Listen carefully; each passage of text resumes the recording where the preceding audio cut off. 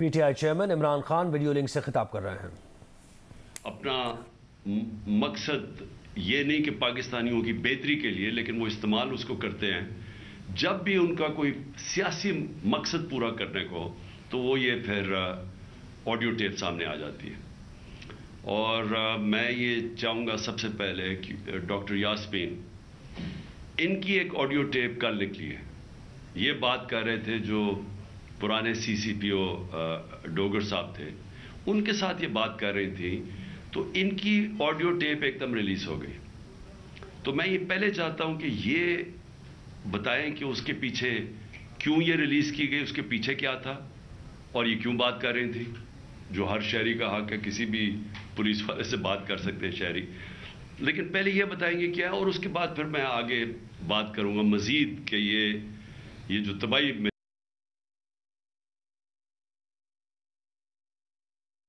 یہ deep fake videos بن رہی ہیں، لوگوں کے اوپر ان کے فون ٹیپ کے علاوہ اور بھی ویڈیوز بنا رہے ہیں بلیک میل کرنے کے لیے۔ بتایا جاتا ہے ہمارے سینئر ہمارے پارٹی کے لیڈرز، ان کو بتایا جاتا ہے کہ جی تمہاری ہم نے کوئی ویڈیو بنائی ہوئی ہے۔ تو میں اس لیے آج لے کے آ رہا ہوں کیونکہ اس کے اوپر ایک بڑا کلیئر ایک پاکستان کا قانون ہے جس کو کہتے ہیں فیئر ٹرائل ایکٹ۔ یہ پاکستان کا قانون ہے، میں صرف یہ اس لیے بتا رہا ہوں، اس سے پہلے پہ ڈاکٹر صاحبہ اس کے اوپر پوری بات کریں۔ یہ قانون یہ کہتا ہے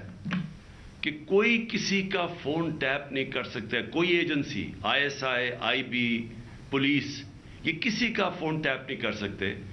جب تک یہ انٹیریئر منسٹر کو کہیں اور انٹیریئر منسٹر عدالت پہ جائے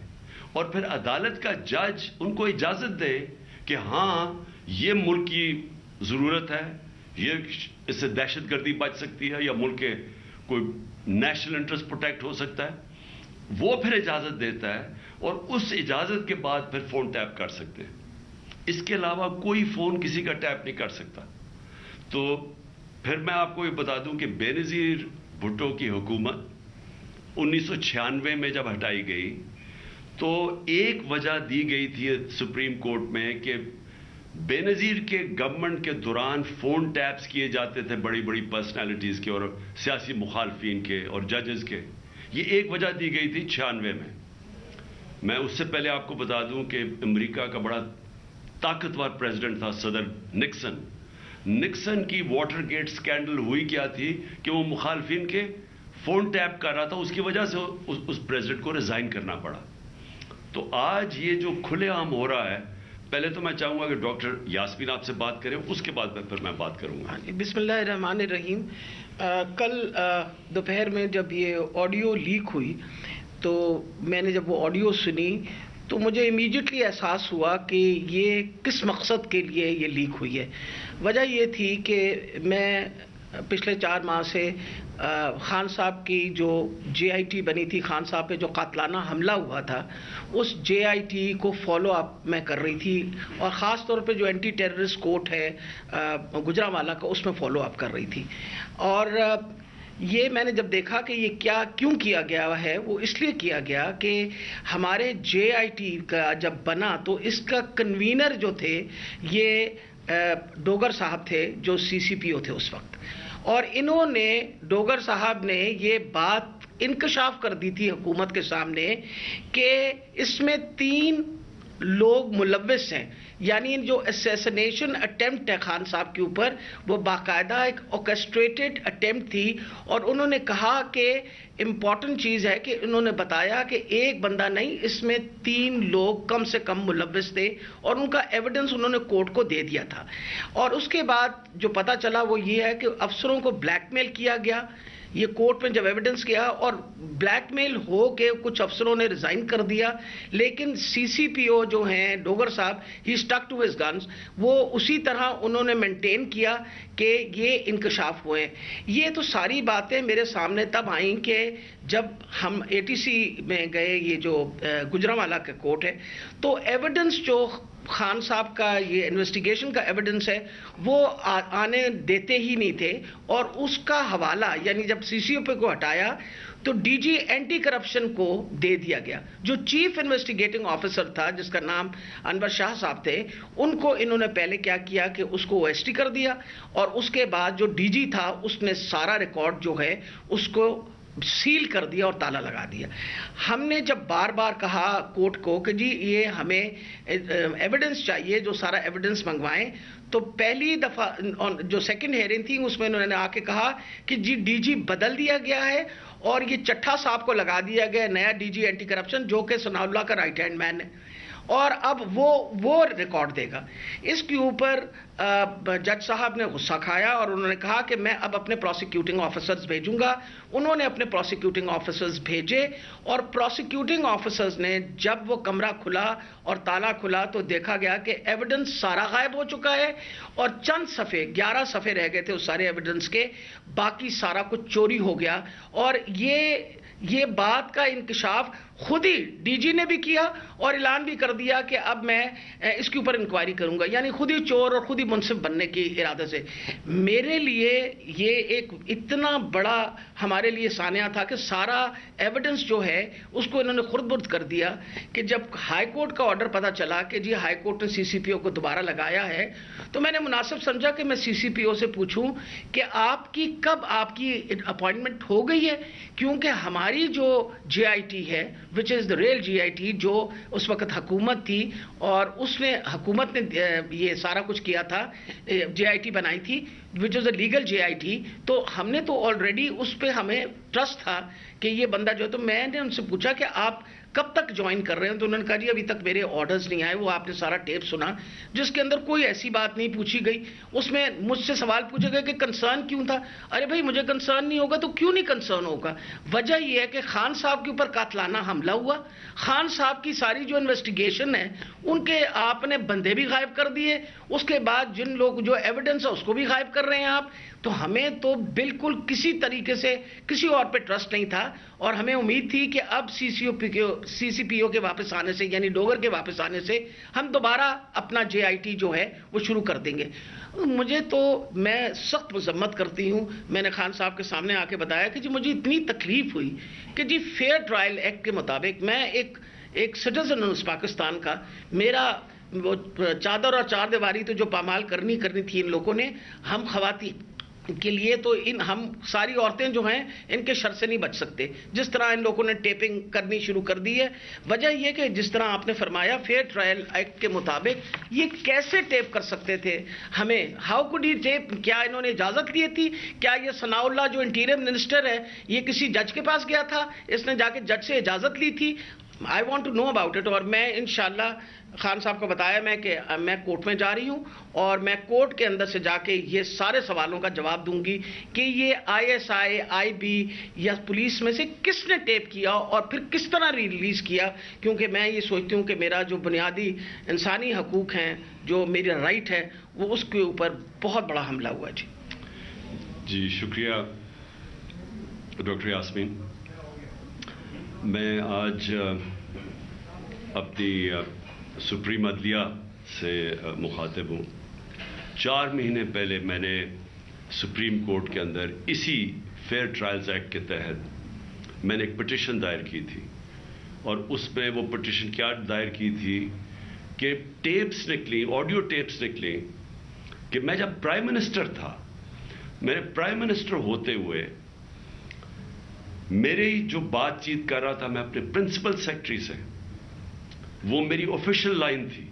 اس لائن کا ٹیپ کیا گیا, اور جو میری اعظم خان سے بات ہو رہی تھی اس کو ڈاکٹر کر کے اور اس کو ریلیز کیا گیا. اس کے علاوہ بشرا بیگم وہ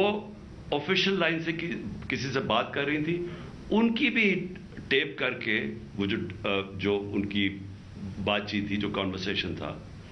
اس کو بھی ڈاکٹر کر کے چینج کر کے اور 2 دفعہ وہ ریلیز کی گئی. تو میں اس لیے یہ اپروچ کیا سپریم کورٹ کو کہ میرا تو چلے, ایک تو یہ ہے کہ جو ڈاکٹر صاحبہ نے کہا کہ یہ ہمارے فنڈامنٹل رائٹ کی وائلیشن ہے.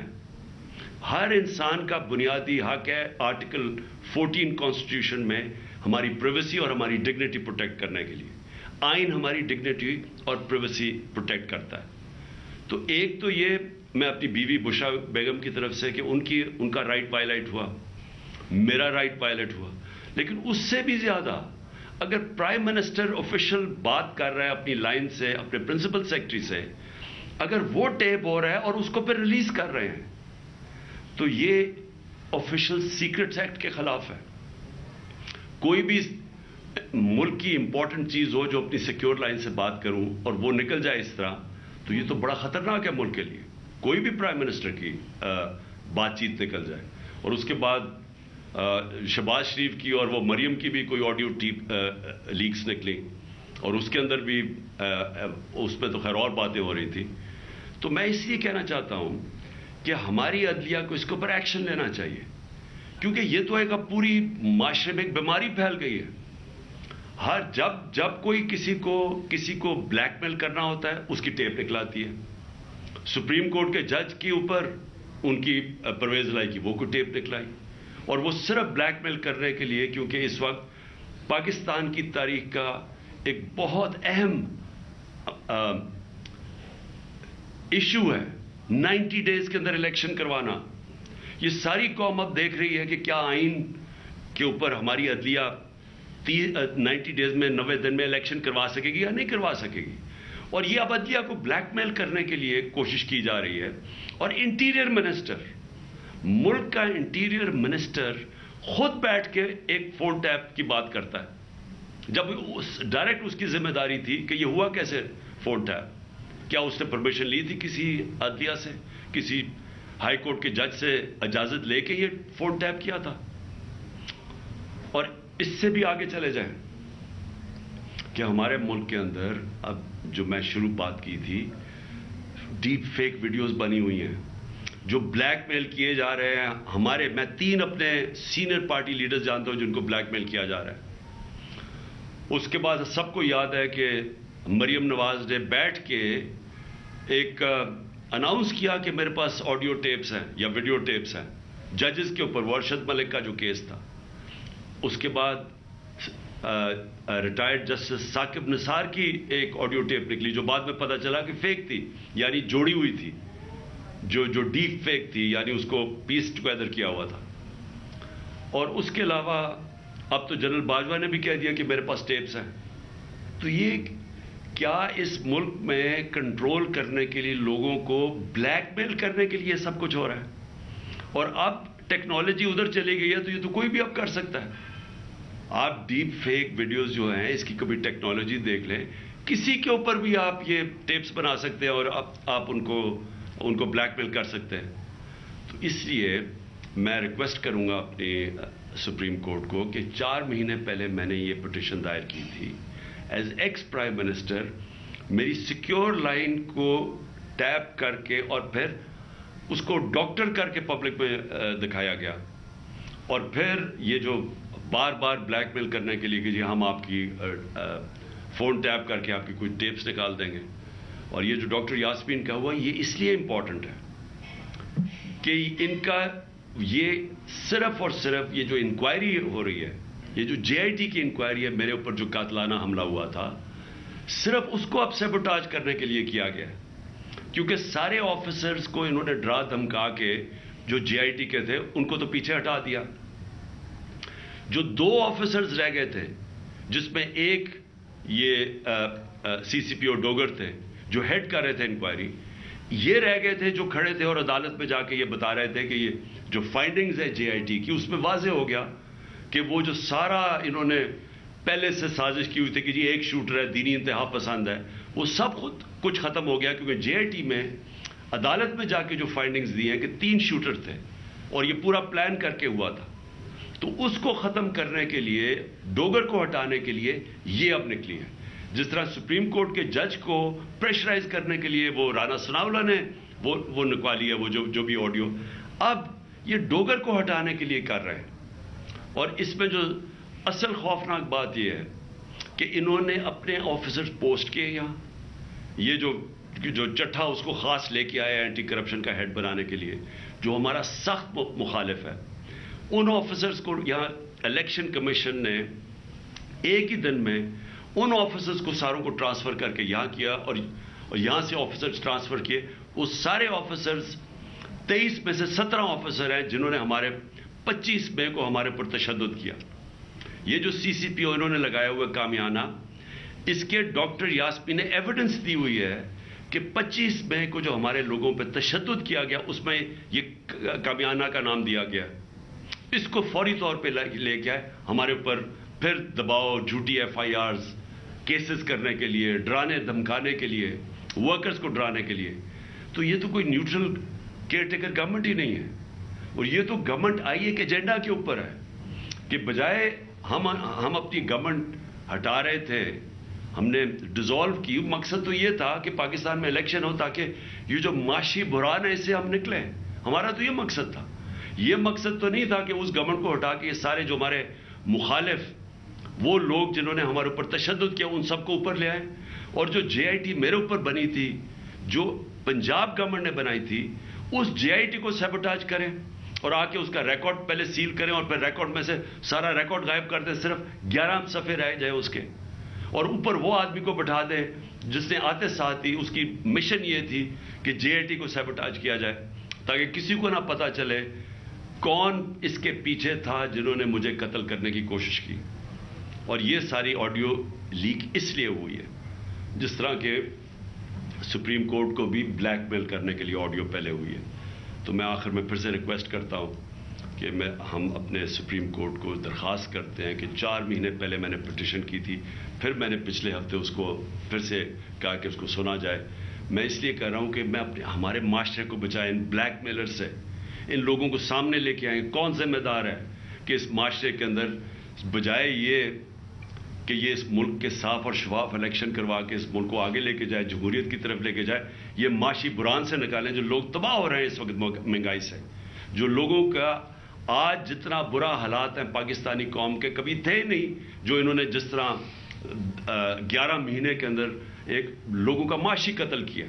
तो बजाय उधर ले जाने के, जिसलिए हमने अपनी गवर्नमेंट्स डिसॉल्व की थी कि यहाँ इलेक्शंस करवा के इस मुल्क को इस बुरान से निकालें, ये उल्टा इसको इस्तेमाल कर रहे हैं हमें क्रश करने के लिए। और ये जो मैं JIT का फिर आखिर में ये कहता हूँ, ये जो इन्होंने सैबोटाज करने की कोशिश की है, इसका मकसद ये कि ताकतवर, जो मैं कहता था वो 3 लोग मुलव्विस थे, मेरा कोई भी थोड़ा सा भी शक हो और किसी का भी शक हो, वो सब खत्म हो जाना चाहिए कि वो लोग ये जो सैबोटाज करने की कोशिश कर रहे हैं वही मुलव्विस थे मेरे कत्ल करने में। तो मैं अपनी अदलिया से आज उम्मीद रखता हूँ। मैंने फिर से पिछले हफ्ते फिर से कहा कि मेरी पिटिशन सुनी जाए। डॉक्टर यास्मीन वो कल इसका केस करेंगी, अदालत में भी जाएंगी, जो इनसे किया गया, जो फेयर ट्रायल्स एक्ट के अंदर उसकी जो वायलेशन हुई है। PTI chairman Imran Khan video link से खिताब कर रहे थे।